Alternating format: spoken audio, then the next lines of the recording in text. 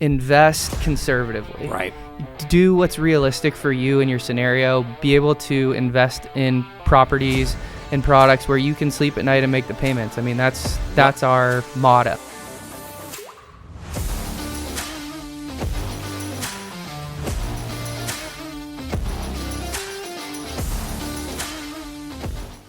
Welcome back to the Cash Flow Podcast. I'm your host, Jason Yoss. We're here talking about turning properties into profits. My guest, Trent Cady. Trent, how you doing? What's happening? Thanks for having me. Oh, man, great to have you on. I know we run in a lot of the same circles here in San Diego, and it's great to finally have you in sitting down talking about, real estate. Yeah, excited to be here. I appreciate it and look forward to it. I want to just kind of start from the beginning, the basics. Like, tell me a little bit about how you got in the industry, and then I want to work my way into I want to talk about some deals I want you to share. Like, hey, some deals that you've seen success. Totally. So, yeah. How'd you get going? Yeah, so I'll start, I guess, at the very beginning. I mean, I work with my dad, so I've been, I guess you could say, in it all my life, more or less, just like hearing deals, like always on the way out driving to the river to go surf or whatever. And, you're always on the phone in this industry. So I think from like an early age, like just seeing kind of what it took and how to phrase conversations and stuff like that. I mean, subconsciously, because now I look back, I'm like, damn, like now I can see kind of how he was feeling in that time now that I'm actually in that space. Right. So grew up, he was always doing it. My mom was managing some family businesses, mobile home parks and stuff. And so gotten to learn on that side as well, which was kind of a unique perspective to see kind of how different businesses operate. And then grew up here locally, went to Torrey Pines. So I think a lot of my buddies even work for you. That's right. Logan, That's right. Shout out to Logan, buddy. Good buddy from high school. Then I went to Boulder for college, graduated in 2016, came back, did loans at Residential Wholesale Mortgage, which is like right off El Camino Real in Carmel Valley for about 3.5 years, still carrying my mortgage license because it was a pain in the neck to get. Right. I don't originate loans anymore though, but keep it active just to stay like relevant in the industry and keep my a foot in the door just to know what's going on. And then in 2019, I joined my dad's team over in Del Mar doing sales. So now the Mike Cady Realty Group. But before you got that, why did you go, especially with the real estate, background from childhood, why did you go into mortgage and loans right away? Because originally when I came out of school, I think like a lot of people are like, you're anti-family. I'm not going to do what my dad does. Like, cool. There's no chance I'm working with my parents. Like, that would be so lame, and I just can't do it. But I did want to. I knew I wanted to come back to San Diego, and I wanted to do something where like I could kind of leverage what had already been built, right? Like in an ancillary business, right? Something you knew, something you're comfortable. Yeah. with. So I was like, okay, like I knew I wanted to be in real estate, but where could I get in, but not be involved with them, but still be able to like capitalize a little bit, But and come to find out though, loans was like the most perfect spot to ever start. Like if anybody was ever asking me where to start your career, I would say loans, because like you see what's going on in the background and how challenging it is. Right. It's more than just finding the property. Yeah. Right? Big shout out to, any loan officer. It's like, I do think that's like the hardest part of the transaction for sure. So getting kind of like a backseat into that space was huge. Right. Really enjoyed it, and but came to find out where I was going with this is basically like the purchase prices in San Diego are so high that when you're competing in the jumbo space, like you almost need to be in like a big bank, or all these big clients have private banking relationships, right? So they got UBS, JP Morgan Chase, Morgan Stanley, and they're borrowing against their own assets. Right. So like it's really tough to compete. So they were at like an FHA, VA. Right. They were really good in that space, but that just wasn't my clientele. Got it. So they got quality products from their bigger banks, and since they already have a relationship at that level, they have the in. It's a no-brainer. You couldn't compete. Like it was. Especially at the jumbo level, totally makes sense. Talk about mentorship. I mean, outside of your family, who were people that you have worked with and learned from? Totally, yeah. So the guy that I started doing loans with, Scott Morse, RWM Home Loans, he's and still is to this day like one of my biggest mentors in the space, like very versed in all facets of real estate. Right. So I call him, all the time for just advice, whether it be like personally, handling a scenario, he's just been in the business for so long. A few clients actually that I've just gotten to become super close with over the years that are very versed in different facets of real estate. A good client named Barry Davis of mine. He's awesome. A big developer out in Dallas.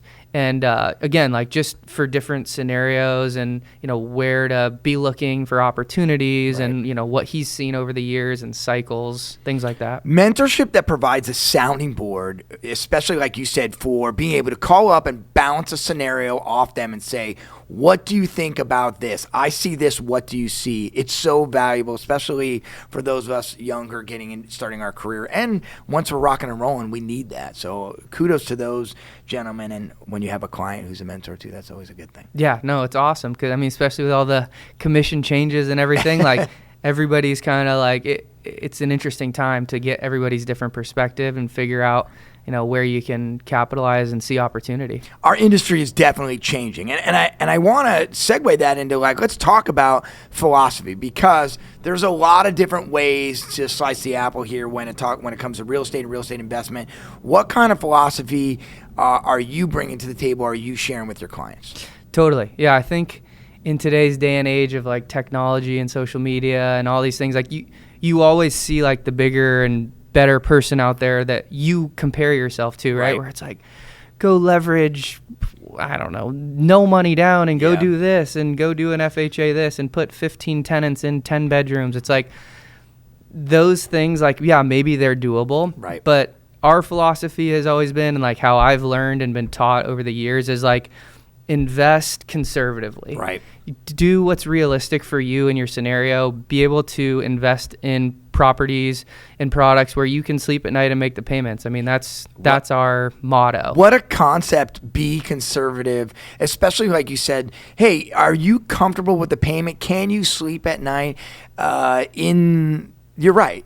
On YouTube, you hear everybody out there saying leverage, or do this. So it's so refreshing to hear somebody say, hey, just go slow, go easy, don't bite off more than you can chew. That must be great.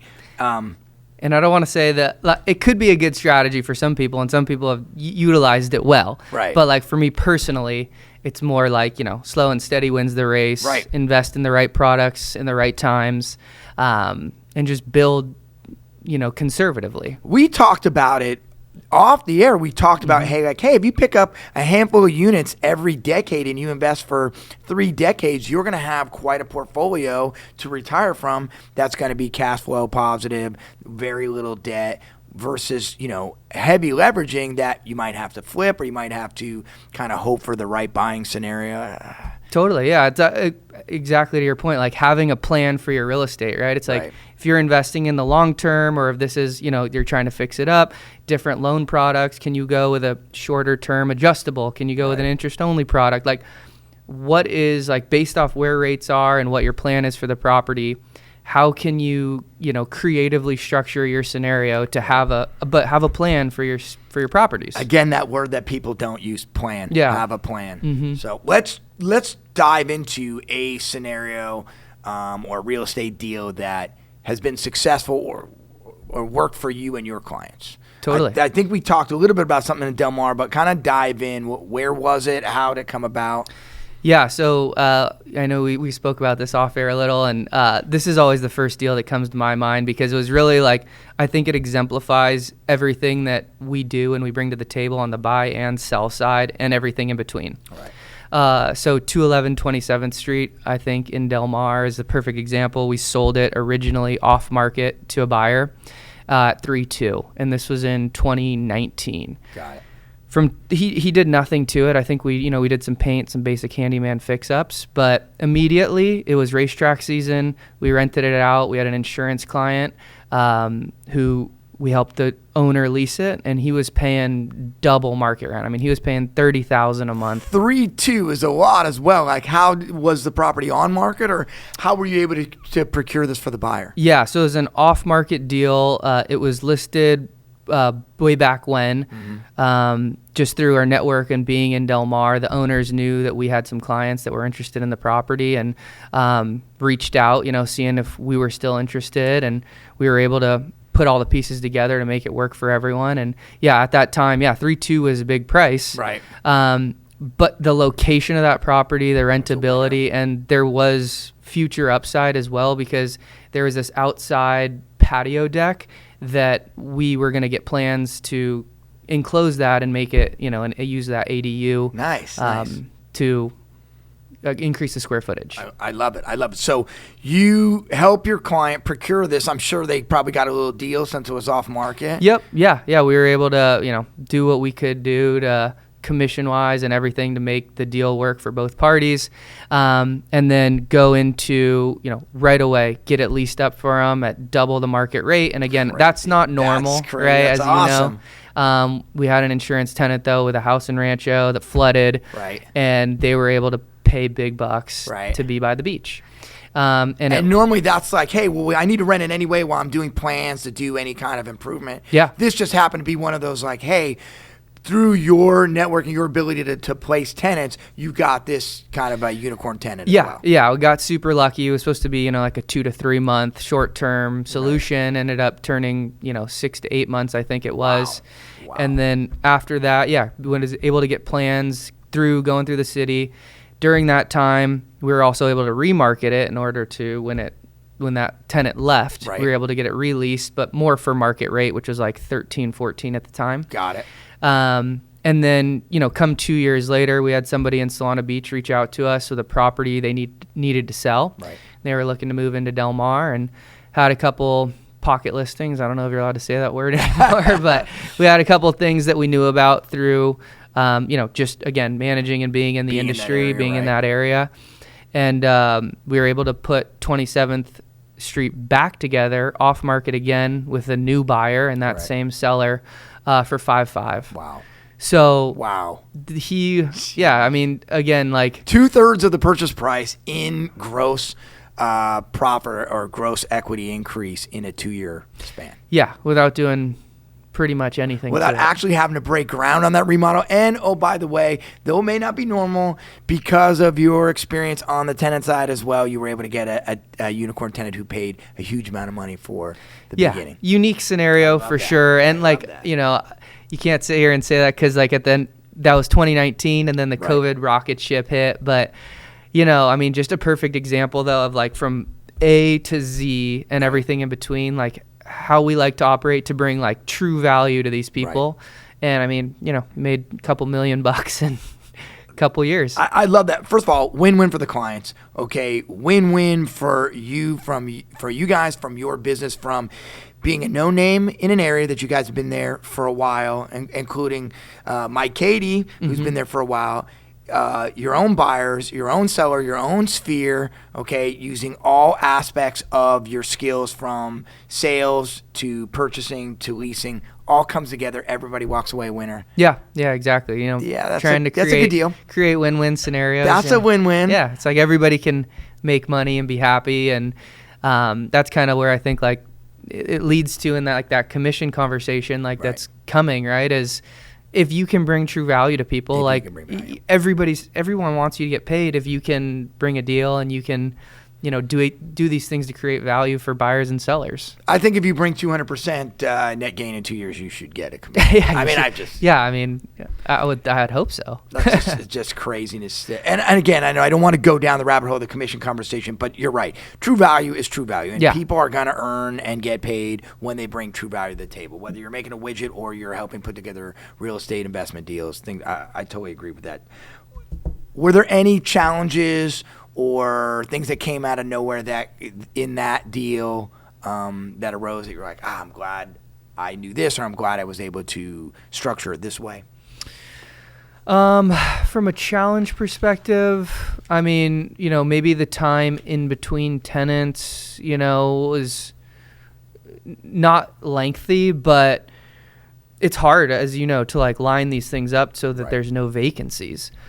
I mean, that's really the hardest part, is like finding, you know, because especially in the beach colony at Del Mar, like it's such a sought after place during certain times of the year. Right. So like you have people that really want to come in and lease it for June, July, August. Absolutely. But, you know, maybe in December it's kind of slow, or January, right? And then you have these like small windows of time, right, where it's kind of like, I wouldn't say, again, it's just part of the market, but having that 100% or 95% occupied would have been a little bit better. But we did the best we could. But expectations are real. When I hear people say 0 vacancy on a high-end product, coastal, that's seasonal, and I want through the roof numbers in return, at least on the property manager side, it's like, I'll do my best. It's unrealistic. I'll do what I can. I'll do what I can. But that totally makes sense. And again, unicorn tenant, we do win that way. Yeah. Because if we're in the space and we know players, especially on the insurance game, we are able to fill space with people who, let's face it, insurance will pay more. Yeah, exactly. So it was just happened a little bit of luck, but a little bit of skill, and all combined. I love it, and I love the way that it was set up to all that time and all that work ends up turning into something that quality. So moving forward, when you look at, you know, young Trent leaving Boulder, and now you've been in the game for a bit now, what are you saying to that new real estate agent or real estate entrepreneur coming in? What kind of advice are you giving them as they get into the market? Especially, we have an ever-changing market, ever-changing industry. What's some advice that you're giving them? Totally, yeah, it's a great question. Try and pass along as much advice as I can, like whenever anybody asks me, just because like I got so much when I was coming out, and I'm thankful for that. But to me, like more so than anything else, is like you got to find somebody that's willing to like put some time and effort into you, right? Because like you come out, you know nothing, you're hungry, you know, like, you know, you can do things that create a lot of value for a senior, right? Like you can generate deals and you don't know what to do with those deals. Right. But if you come to me and you say, hey dude, I got this great listing appointment, you want to come? Like, of course, right? Like anybody's going to say yeah. So like if you lead with value, like you can bring these people that have been in the industry a long time, like they need help, right? Like you get spread so thin in this business, like they need help with showings and they need help with, you know, listing appointments and buyer packages and home inspections and all these things. So like, I think finding somebody that you can align with, that like your values align, your work ethics, etc., and they're willing to like help you. Like you got to find a mentor. Is the gist of it. And I think that's a huge thing. They have to have the bandwidth to be able to support you, because we've talked about before, like, hey, we're running and gunning right now. We couldn't give, or we couldn't provide the time and value to a junior agent or to a new person coming on board that maybe later on we could. We give some advice, but you're not able to do much more than that. Yeah. I think my dad and I talk about that a lot, is like, you know, we would like to build out a bigger team, because it's just us, right? Just him and I, and then we have like a TC who does like all our TC work and our like admin. Yeah. But you know, we would like to build out more of a team, but like for us, it's tough because like I don't want to tell someone to come in and I have to spend all this time teaching and training them. Eventually, I would love to do that, but like right now, like I need to spend that time building my own business. Right. Because like it just takes away too much time of like prospecting and showings and the things that make me money.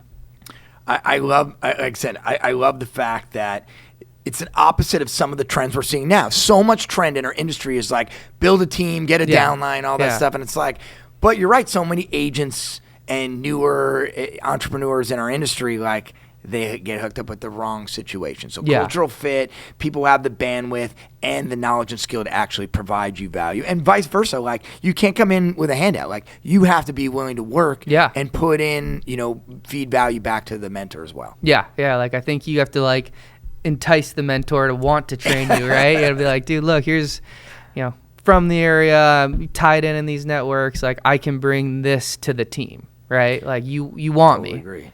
Last question, and this is just kind of, you know, growing up and working here, you know, what do you see as one of the bigger benefits of staying in the Solana, Del Mar, Encinitas, greater area? I mean, I know you work all of San Diego County, but what are some of the benefits and specifics you see about this market compared to anywhere else, especially from an investment standpoint? Yeah, well, for me, I mean, again, as you mentioned, like grew up here, live here now, live, work, play here is kind of our mentality, right? Like except if we're going to Cabo. Yeah, except if we're going to Cabo. Yeah, like vacation a little too.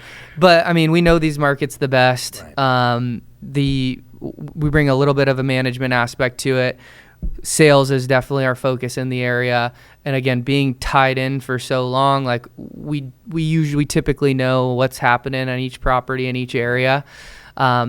In North County in particular. Right. So like, again, like going back to like trying not to spread ourselves too thin. Right. We know where we focus. We know where we provide the most amount of value. And, you know, I'd do a deal literally anywhere. But when I think about like focusing and marketing and trying to reach those people in specific markets, it's like, you know, we want to be from Del Mar to Encinitas. I love it. You know, coastal that's where we focus. Trent Cady, thank you so much. Yeah, I appreciate you having me. Everybody, thanks for tuning in to Cash Flow, the podcast where we talk about turning properties into profits.